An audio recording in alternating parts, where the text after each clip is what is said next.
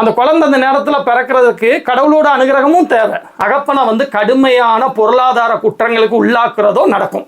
நல்ல நாளில் பிறந்தாலே குழந்தைங்க சூப்பராக இருக்கும்னு நினைக்கிறது அப்படி கிடையாதுங்க.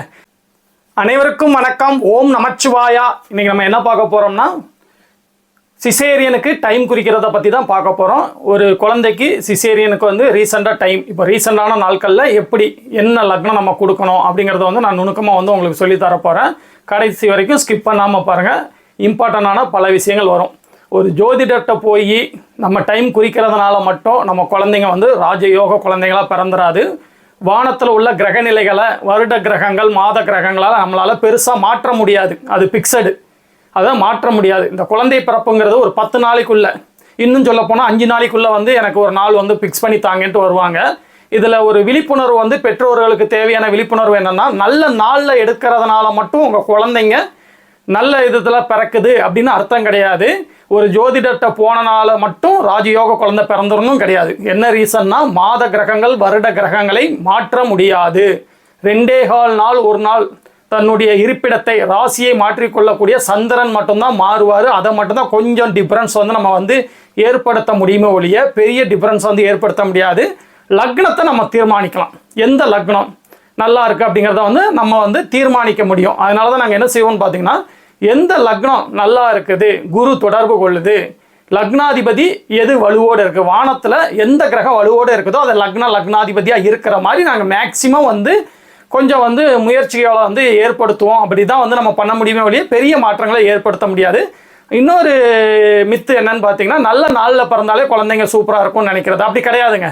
நல்ல நாளுங்கிறது முக்கியம் கிடையாது. நல்ல நேரம், நாங்கள் கொடுக்குற லக்னம், இன்னும் பர்டிகுலராக சொல்ல போனால் ஒரு 10:30 மணி நாங்கள் குறித்து கொடுக்குறோம்னா ஒரு 10 நிமிடம் முன்பாகவோ பின்பாகவோ அதை அந்த மேட்ச் பண்ணி ஒரு அரை மணி நேரத்துக்குள்ளே அந்த குழந்தையை எடுக்கிறதுக்கு நீங்கள் முயற்சி பண்ணுற அளவுக்கு செல்வாக்கு இருக்கணும். இப்போ தனியார் மருத்துவமனையில் ஓரளவு வந்து நம்ம சொல்கிற டைமுக்கு ஃபிக்ஸ் பண்ணி எடுத்து கொடுப்பாங்க, முயற்சி பண்ணுவாங்க. ஆனால் கவர்மெண்ட் ஆஸ்பத்திரிலாம் போயிட்டு நம்ம வந்து அதெல்லாம் சொல்ல முடியாது. அவங்க எப்போ எடுத்து கொடுக்குறாங்களோ அதுதான். இன்னொரு விஷயம் என்னன்னு பார்த்தீங்கன்னா, நாங்கள் யாருக்கு நல்ல நேரம் எடுத்து கொடுத்தாலும் பரம்பொருள் அனுமதித்தால் மட்டுமே இந்த குழந்தை இந்த நேரத்தில் பிறக்கும். மெடிக்கல் காரணங்களுக்காகவோ இல்லை பிற காரணங்களுக்காகவோ தாமதப்படுத்தக்கூடாது.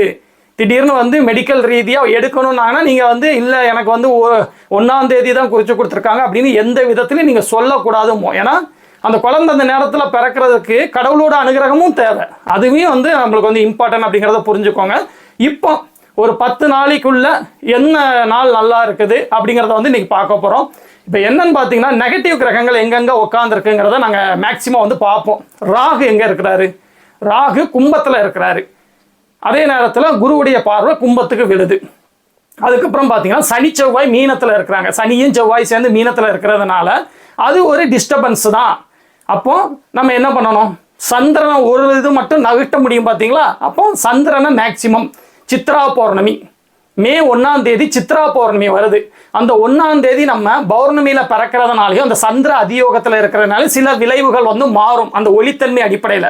ஏன்னா சந்திரன் வந்து 2.25 நாள் ஒரு நாள் ராசியை மாற்றிக்கொள்ளக்கூடியது. அப்போ நம்மளுக்கு ஒரு 10 நாள் அவங்க கொடுக்குறாங்கங்கச்சுல அப்போ சந்திரனை வந்து ஒளித்தன்மைக்கு கொண்டு வர பார்க்கணும். ஏன்னா சந்திரன் ஒளித்தன்மைக்கு வந்துட்டாருன்னா நிறைய கிரகங்களை அவருடைய அந்த ஒளி சிதறல்கள் வந்து புனிதப்படுத்தும். அதனால சந்திரனை ஒளித்தன்மையோடு வர்றதுக்கு நம்ம முயற்சி பண்ணணும். என்கிட்ட வந்த குழந்தைக்கு நான் சித்ரா பௌர்ணமி அன்னைக்கு கொடுத்துருக்கேன். என்ன ரீசன், இப்போ செவ்வாய்க்கும் சனிக்கும் நெருக்கமான டிகிரியில் பாவத்துவ அமைப்புகள் இருக்கும் பொழுது இப்போ குருவுடைய பார்வை கிடைச்சிருமா? குரு மாற்ற முடியுமா? குருவை மாற்ற முடியாது, சுக்கிரனை மாற்ற முடியாது. அப்போ என்ன பண்ணணும், சந்திரனை மட்டும்தான் மாற்ற முடியும். அப்போ ஒளித்தன்மையோடு போடும் பொழுது அந்த பாவ அதியோகத்தில் அந்த பாவத்தன்மை கொஞ்சம் மட்டுப்படும் அப்படிங்கிற அடிப்படையில் தான் நகர்த்துறது. ஏன், கன்னி வீட்டிலேயே சந்திரன் இருக்கும்போதே ஒரு நாளைக்கு முன்னாடியோ 1.5 நாளைக்கு முன்னாடியோ குழந்தைய எடுத்துட வேண்டியதான். அப்போ கன்னி வீட்டில் சந்திரன் இருப்பார். அப்படி சந்திரன் இருந்தாருன்னா நேரடியாக பார்த்து பாவ அதியோகத்துக்கு பதிலாக நேரடியாக சுபத்துவப்படுத்த முடியும் தான். ஆனால் அந்த இடத்துல சந்திரன் பாதிக்கப்பட்டுருவார, மனோ காரகன் இல்லையா, தாயார் காரகன் இல்லையா, அவர் பாதிக்கப்பட்டுருவார்ல, நேரடியாக பாதிக்கப்பட்டுருவார்ல, ஒரே நேரத்தில் சனிச்செவ்வாய் தொடர்பு பெற்றுவார்ல. அப்படி பண்ணக்கூடாது. அதனால தான் அந்த பாவ அதியோகத்துக்கு நகர்த்துறோம். இப்போ கன்னி வீட்டில் சந்திரன் இருக்கிற மாதிரி எடுத்தோம்னா என்ன நடக்கும்னு பார்த்தீங்கன்னா, நேரடியாக சந்திரன் பாதிக்கப்பட்டுருவார், கடக வீடு பாதிக்கப்பட்டுரும், சந்திரனுடைய வீடு பாதிக்கப்பட்டுரும். அப்போது அந்த கடக வீடு எந்த ஆதிபத்தியமாக வருதோ, சந்திரன் எந்த அதிபதியாக வராரோ அதுக்கப்புறம் சந்திரனுடைய காரகத்துவங்கள் இந்த மாதிரி விஷயங்கள்லாம் அடிபட்டு போகும். அப்போ நம்ம என்ன பண்ணணும், அப்படி எடுக்கக்கூடாது. அப்போ எப்படி எடுக்கணும் அப்படிங்கிறத மேச லக்னத்துல இருந்து மீன லக்னம் வரைக்கும் நான் வரிசையாக சொல்லிட்டு இருக்கேன். உங்களுக்கு வந்து நல்லா புரியுதான்னு பாருங்க. மேச லக்னம் இப்போ எடுத்துக்கோங்க. மேச லக்னத்துல உச்ச சூரியன் அமர்ந்திருக்காரு, புதன் திக்பலத்தில் இருக்கிறாரு, பௌர்ணமி சந்திரனுடைய நேரடி பார்வையில் லக்னம் தகதகன் சூப்பராக இருக்குது. அதே நேரத்தில் லக்னாதிபதி எப்படி இருக்கிறார்? லக்னாதிபதி 12ஆம் இடத்துல குருவுடைய தொடர்பில் மறைகிறது நல்லது தான். குருவுடைய தொடர்பில் மறைகிறது நல்லது தான். அதே நேரத்தில் பார்த்தீங்கன்னா சனியுடைய தொடர்பு 8 டிகிரி இருக்கிறது. லக்னாதிபதி சிறிது பாதிப்படைவார். அப்போ மேச லக்னத்துக்கு நல்லதானா ஓரளவு நல்லது தாங்க. அதே நேரத்தில் ராகு தசை தான். இப்போ இந்த நட்சத்திரத்தை நம்ம மாற்ற முடியாது. அந்த சித்ரா பௌர்ணமின்னு சொன்ன அன்னைக்கு பார்த்தீங்கன்னா சுவாதி நட்சத்திரம் வரும். அப்போ இந்த சுவாதி நட்சத்திரம் வரும் பொழுது ராகு 11ஆம் இடத்துல இருக்கிற மாதிரி தான் வருவார். கேது வந்து பார்த்தீங்கன்னா 5ஆம் இடத்துல இருக்கிற மாதிரி வருவார். ராகு தசை தான் நடப்பில் வர்ற மாதிரி இருக்கும். அடுத்து குரு திசை வரும். இதுதான் வந்து ப்ரொசீஜர். அப்போ மேச லக்னங்கிறது சற்று பரவாயில்லை. அதே நேரத்தில் லக்னாதிபதி வந்து பாதிப்பு அப்படிங்கிறத மட்டும் நீங்கள் புரிஞ்சுக்கோங்க. மேச லக்னம் பரவாயில்லை. ஏன்னா லக்னம் வலுத்திடுச்சு. லக்னாதிபதி 12ஆம் இடத்துல நட்பு வீட்டில் மறைஞ்சிருக்காரு, குருவுடைய வீட்டில் அமர்ந்திருக்காரு. சனியுடைய கலப்பு சிறிது நெகட்டிவாக கொடுக்கும் அப்படிங்கிறத புரிஞ்சுக்கோங்க. அதுக்கப்புறம் பார்த்தீங்கன்னா ராகு தசை தான் நடப்பில் வரும். ராகு 11ஆம் இடத்துல இருப்பார். அதுக்கப்புறம் பார்த்தீங்கன்னா குரு தசை வரும். அது குருவும் நண்பரான முறையில் தான் வருவார். அதுக்கப்புறம் பார்த்தீங்கன்னா சனி திசை வரும். அதுக்கப்புறம் தான் புதன் திசை வரும். புதன் கூட பெருசாக பாதிக்கப்படாத அளவில் தான் இருப்பார். ஏன்னா அவர் 6க்கு 8ல் மறைஞ்சு உட்காந்துருப்பார். அப்போ புதன் திசை கூட பெருசாக கெடுக்காத அமைப்புகளில் இந்த ஜாதகம் இருக்குங்கிறத நீங்கள் புரிஞ்சுக்கோங்க. ரிஷப லக்னத்தை கொடுக்கலாமா? ரிஷப லக்னம் கொடுக்கக்கூடாது. என்ன காரணம்னு பார்த்தீங்கன்னா சனி வந்து லக்னத்தையும் தொடர்பு கொள்வார், லக்னாதிபதியும் தொடர்பு கொள்வார். சனி லக்னத்தை பார்த்தால் கூட சுக்கிரன் லக்னத்தில் இருக்கிறது நல்லது தான். இருந்தாலும் ஒரே நேரத்தில் லக்னத்துக்கும் லக்னாதிபதிக்கும் சனியுடைய தொடர்பு கிடைக்கிறது ஒரு நெகட்டிவ். அதுக்கப்புறம் வந்து குரு அட்டமாதிபதியாகி, ஏன்னா இப்போ ராகுதசை நடக்கும், 10ஆம் இடத்துல இருந்து ராகுதசை நடக்கும், அடுத்து குரு தசை நடக்கும். அட்டமாதிபதியாகி குரு அட்டமஸ்தானத்தை தொடர்ந்து அவர் வந்து இந்த பின்ன படிக்கிற நேரத்தில் வந்து குருதசை நடக்கும். அப்போ அது நெகட்டிவ் தான். அதனால ரிஷப லக்னத்தை தவிர்த்திடணும். அதுக்கப்புறம் மிதுன லக்னத்தில் லக்னத்திலேயே குரு இருக்கிறது நல்லது தான். லக்னாதிபதியான புதன் பௌர்ணமி சந்திரனுடைய நேரடி பார்வையில் சூப்பராக இருக்கிறாரு, நல்லது தான். ஆனால் இந்த ஜாதகத்தில் உள்ள நெகட்டிவ் என்னன்னா, ராகு தசை நடப்பில் இருக்கும் பொழுது 9ஆம் இடத்தை பாதித்த ராகு தகப்பனை பிரிய வைப்பார், இலக்க வைக்க மாட்டார். ஏன்னா சிம்ம வீடு பெருசாக பாதிக்கப்படலை, சிம்மாதிபதி உச்சமாக இருக்கிறாரு, பௌர்ணமி சந்திரன் பார்வையில் இருக்கிறாரு.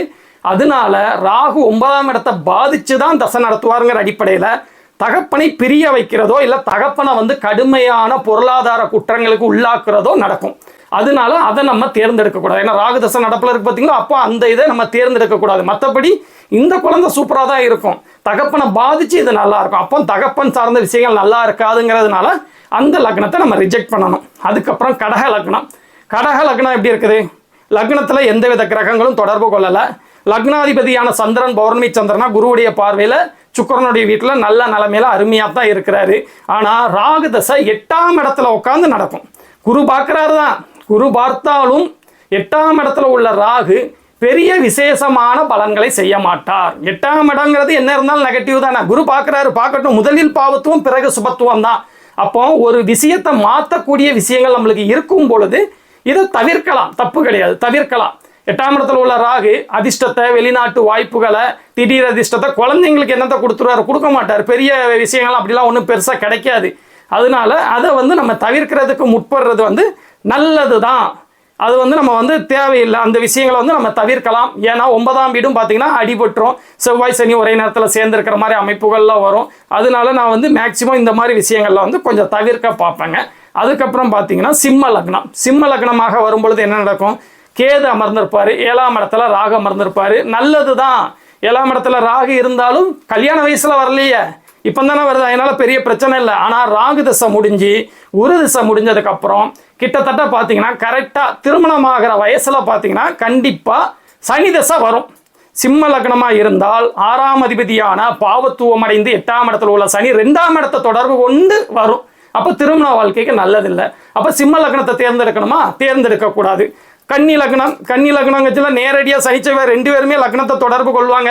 அப்போ வந்து அதை நம்ம ரிஜெக்ட் பண்ணி தான் ஆகணும். அதே நேரத்தில் லக்னாதிபதி 8ல் மறைஞ்சு அவருக்கு பிடிக்காதவரோட வீட்டில் இருந்தால் கூட அவர் சந்திர அதியோகத்தில் நல்லா தான் இருக்கிறார். இருந்தாலும் கூட நேரடியாக சனிச்செவ்வாய் தொடர்பு லக்னத்தில் உள்ளதுனால நம்மளுக்கு மாற்றக்கூடிய அமைப்புகள் கடவுள் கொடுத்துருக்கிறாருங்கிறதுனால நம்ம ரிஜெக்ட் பண்ணிக்கிடலாம். அதுக்கப்புறம் பார்த்தீங்கன்னா துலாம் லக்னத்திலேயே குரு இருக்கிறது நல்லது. லக்னாதிபதி அந்த வீட்டுக்கு மறைஞ்சு 8ல் அமர்ந்திருந்தால் கூட அவர் ஒரே நேரத்தில் அந்த செவ்வாயால் பாதிக்கப்பட்ட சனி தொடர்பு கொண்டிருந்தாலும் கூட ஒரு சந்திர அதியோகத்தில் இருக்கிறார் பார்த்தீங்களா, அது நல்ல அமைப்பு தான், பரவாயில்லை. அதே நேரத்தில் 6ஆம் இடத்துல 2 பாவிகள் அமர்ந்திருக்கிறாங்க. சனி திசை அவங்களுடைய கல்யாண ஏஜில் வரும். அப்போ அதெல்லாம் மேட்ச் பண்ணி அப்போ சனி திசை வரும்பொழுது என்ன நடக்கும், 6ஆம் இடத்துல சனி நெகட்டிவ் அமைப்புகளை இருக்கிறாங்களே அப்படின்னு சொல்லி இதை வந்து ஒரு சுமாரான அமைப்புகளில் நாங்கள் வந்து ஒதுக்க பார்ப்போம். 5ஆம் இடத்துல ராகு இருக்கிறதுனால புத்திர தோஷம்லாம் எடுத்துக்கிடக்கூடாது. ஏன்னா ராகு தோஷம்லாம் சின்ன வயசில் பிறந்ததுலேயே முடிஞ்சிடும். ஏன்னா சுவாதி நட்சத்திரத்தில் அவங்க பிறப்பாங்க. அப்போ அதையும் வந்து கொஞ்சம் தள்ளி வைக்கிறது நல்லது. அதுக்கப்புறம் பார்த்தீங்கன்னா விருச்சிக லக்னம். விருச்சிக லக்னத்துக்கு சுக்கிரன் பார்வை இருந்தால் கூட 5ஆம் இடத்துல சனி செவ்வாய் தொடர்பு கொண்டு லக்னாதிபதி பாதிக்கப்பட்டு 4ஆம் இடத்துல ராகு இருந்து தசை நடத்துறாரு. 4ஆம் அதிபதியும் பாதிப்பு, சந்திரன் மட்டும்தான் வலுவோடு இருக்கிறாரு. அப்படிங்கிறதுல வந்து அந்த விஷயங்களையும் நாங்கள் ரிஜெக்ட் பண்ணுவோம். ராகு தசையை கணக்கில் கொண்டு தான் இது எல்லாத்தையும் நான் பலன் சொல்லிட்டு இருக்கேன். ராகு தசையை நம்ம கணக்கில் எடுத்தே ஆகணும். 4ஆம் இடத்தை பாய்ச்சி தானே பலன் செய்வார். அதுக்கப்புறம் பார்த்தீங்கன்னா தனுசு லக்னம். தனுசு லக்னத்துக்கு சனியுடைய பார்வை இருந்துக்குது, செவ்வாயுடைய பார்வை குருவுக்கு கிடைக்குது. இருந்தால் கூட சனி குருவை பார்க்கலைங்கிறத நம்ம வந்து புரிஞ்சுக்கணும். என்ன இருந்தாலும் செவ்வாய் சனியால் எரிச்சல் அடைந்திருந்தால் கூட அவர் யோகருடைய பார்வை, குருவுடைய பார்வை லக்னத்தில் கிடைக்கிறது சிறப்பு. சனியுடைய பார்வை இருந்தால் கூட குருவுடைய பார்வை சிறப்பு. அப்போ லக்னம் நல்லா இருக்குது, லக்னாதிபதி பரவாயில்லை. அதுக்கப்புறம் பார்த்தீங்கன்னா பௌர்ணமி யோகத்தில் பிறந்திருக்குது. 7ஆம் இடத்துல குரு இருக்கிறது திருமணம் சார்ந்த விஷயங்களுக்கும் நல்லது. ராகு தசை 3ஆம் இடத்துல இருந்து தான் நடக்குது. இது 2வது குழந்தை தான், இனிமேல் குழந்தை பிறக்க போகிறது கிடையாது. அப்போ அது ஓகே தான். 3ஆம் இடத்தை பாதித்து பெரிய கெடுதல்களை செய்ய போகிறதில்ல ராகு.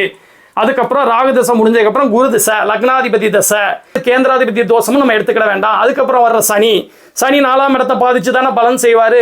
4ஆம் இடத்தை பாதிக்கட்டும். 4ஆம் இடத்தை பாதித்தாலும் 4ஆம் அதிபதி நல்லா இருக்கிறாரு, சந்திரன் நல்லா இருக்கிறாரு. அப்போ 20 வயசுக்கு மேலே குழந்தைங்க வெளிநாடு வெளிமாநிலம் இந்த மாதிரி தூர இடங்கள்ல ஒரு பெண் குழந்தையாக இருந்தால் திருமணமாகி தனியாக போகக்கூடிய அந்த அமைப்புகளையும் நாங்கள் மேட்ச் பண்ணி அப்போ ஓகே. தனுசு லக்னம் கொஞ்சம் பரவாயில்லை, தனுசு லக்னம் ஓகே தான். ஏன்னா தனுசு லக்னத்துக்கு வரவே கூடாத தசைனா சுக்கிர தசை தான். ஆனால் சுக்கிர தசை வந்து இந்த லக்னத்துக்கு வந்து மேக்சிமம் மறக்கிறதுக்கு அந்த கால தாமதங்களை அதிகப்படுத்துகிற மாதிரி இருக்குது. இப்போ சனி திசை வரும், நல்லா தான் இருக்கும். அதுக்கப்புறம் வர புதன் திசையும் பெருசாக கெடுக்காது. சனி திசை வந்து எக்ஸலன்ட்லாம் சொல்லிட முடியாது, இருந்தாலும் பெரிய கெடுதல்களை இல்லாமல் அந்த பாவ அதியோகம் நம்ம நகர்த்தணும்ல. அந்த மே 1ஆம் தேதிக்கு நகர்த்ததுக்கான காரணம் அந்த சனியும் செவ்வாயும் சேர்ந்த பாவத்துவம் மட்டுப்பட வேண்டும் என்பதற்காகத்தான். அதுக்கப்புறம் பார்த்தீங்கன்னா மகர லக்னம் எடுத்தீங்கன்னா 2ஆம் இடத்துல ராகு வருவார், லக்னாதிபதி பாதிக்கப்படுவார். லக்னத்துக்கு எந்த விதமான சுபர்கள் தொடர்பில்லாத மாதிரி ஒரு அமைப்புகளில் வரும். அப்போ அதை கொடுத்து வேஸ்ட்டு. கும்ப லக்னமாக இருந்தால் லக்னத்திலே ராகு, லக்னாதிபதி பாதிப்பு, 2ஆம் இடம் பாதிப்பு அந்த மாதிரி வரும். மீன லக்னமாக இருந்தாலும் லக்னத்திலே சனி செவ்வாய் இந்த மாதிரி வரும். இப்படி தான் ஒவ்வொரு லக்னமாக நகர்த்தி எது பரவாயில்லாத அமைப்பில் இருக்குது. இப்போது எல்லாத்துக்குமே எல்லாமே சூப்பராக அமைஞ்சிடாது. அப்படி எல்லாமே சூப்பராக அமையணும்னா வானத்தில் உள்ள எந்த கிரகமுமே பாதிக்கப்படாத அமைப்புகளில் இருக்கணும். அப்படி இல்லை. அப்போ நம்ம என்ன பண்ணோம்னா ஓரளவு நம்ம அட்ஜஸ்ட் பண்ணி அந்த லக்னாதிபதி எப்படி இருக்குது, நடப்பு தசாபுத்திகள் எப்படி இருக்குது, அந்த தசாய்கள் அடுத்தடுத்து வரும்போது வாழ்வியல் சம்பவங்களை மனதில் கொண்டு எந்த உயிர் உறவுகள் பாதிக்கப்படுமா, அதுக்கு பிற காரணிகள் எப்படி இருக்குது, தாய் தந்தை குழந்தைக்கு இம்பார்ட்டன் இல்லையா, படிப்பு சார்ந்த விஷயங்கள், வேலை, இப்படி சகல விஷயத்தையும் நோட் பண்ணி திருமண வாழ்க்கை, அதுக்கப்புறம் ஆயுள் பலம் எல்லாத்தையும் மேட்ச் பண்ணாமல் ஒரு பலனை சொல்லவே முடியாது. இப்படி தாங்க நீங்கள் ஒவ்வொரு கட்டமாக நகர்த்தி அவங்களுக்கு வந்து நம்ம முடிவு பண்ணணும். இப்போ நான் வந்து அந்த மே 1 கொடுத்ததுக்கான மெயின் ரீசன் அது சித்ரா பௌர்ணமி. சந்திரனை நம்மளால் நகற்ற முடியும். அப்படி நகர்த்துறது மூலியமாக ஒளித்தன்மை மூலியமாக அந்த செவ்வாய் சனியுடைய பாவத்துவம் பாவ அதியோகத்தால் மட்டுப்படும். நேரடியாக அதுக்குன்னு சந்திரனை கொண்டு போயிடக்கூடாது. அப்படி கொண்டு போனால் சந்திரன் பாதிக்கப்பட்டுருவார். இத்தனை விஷயத்தை மனசில் வச்சு ஒரு செகண்டுக்குள்ள அதோடைய உயிர் உறவுகள், அதனுடைய காரக கிரகங்கள், பாவக அமைப்புகள் எல்லாத்தையுமே நம்ம ஒரு நிமிஷத்தில் வந்து யோசித்து என்ன மாதிரி ஒரு ஜாதகத்தை உங்கள்கிட்ட கொடுத்து ஒரு தசாபுத்திகளில் இந்த மாதிரி பிரச்சனைகள் வருதில்ல அதை நம்ம பார்த்து சொல்கிறோம்ல. அப்போ அந்த தசாபுத்திகளெல்லாம் மனக்கண்ணில் ஓட்டி இந்த குழந்தைங்க பிறந்தா எந்தெந்த நேரத்தில் உங்களுடைய லைஃப் எப்படி இருக்கும் அப்படிங்கிறத மேட்ச் பண்ணுறது தான். அதுக்குன்னு வந்து நம்ம எல்லாத்தையுமே மேட்ச் பண்ண முடியாது. இருக்கிறதுலையே கொஞ்சம் பரவாயில்லாத அமைப்புகளை தேடி பிடிச்சி நம்ம வந்து அதுக்கு வந்து மேட்ச் பண்ண நாங்கள் முயற்சி பண்ணுவோம் அப்படின்னு தான் சொல்லணும். இதில் இன்னொரு விஷயம் வந்து என்னன்னு பார்த்தீங்கன்னா, கரெக்டாக வந்து அந்த மே 3ஆம் தேதிக்கு பிறகு அந்த பெண்ணுக்கு வந்து சிம்ம லக்னம், அவங்க சனியுடைய அந்த சூட்சமம் வேற வருது. சூட்சமம் தான் இருந்தால் கூட வந்து நம்ம கோச்சார ரீதியாகவும் அந்த டைம் வந்து சனி பாதிப்புக்குள்ளாக இருக்கிறாரு. அப்போ அந்த சூட்சமம் வரும்பொழுது ஆப்ரேஷன் தான் பண்ண போகிறாங்க, எதுவும் கிரிட்டிக்கல் ஆகிடக்கூடாதுங்கிறதுனாலையும் அந்த டேட்டுக்கு முன்னாடியும் நான் வந்து நகர்த்தினேன். அது மாதிரி தாயுடைய ஜாதகத்தின் தசாபுத்தியையும் கோச்சார கிரக நிலையத்தையும் சேர்த்து நம்ம மேட்ச் பண்ணி பலன் சொல்லணும் அப்படின்னு சொல்லிக்கிட்டு, இதே மாதிரி இன்னொரு நாள் ஒரு நல்ல ஜாதகம் வரும்போதோ இல்லை ஒரு நல்ல டாப்பிக்கை பற்றி எக்ஸ்பிளைன் பண்ணக்கூடிய அமைப்புகள் வரும்பொழுது நான் உங்க கூட பகிர்ந்துக்கிறேன். ஓம் நமச்சிவாயா.